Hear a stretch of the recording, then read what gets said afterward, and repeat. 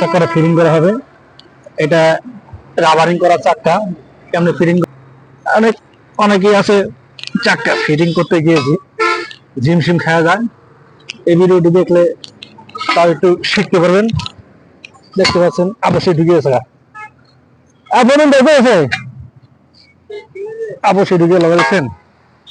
কাজ জ্বাললে বেশি সময় লাগে না। আর চাক্কা এটি আপনারা সবসময় যেসব হাওয়া দিবেন দেখে বুঝে হাওয়া দিবেন, মানে এটা বাবা গো এটা না দিতেই গেছে দেখছেন বাবা। আরে হাবা একটু লেগে ব্যথা পাইলাম না।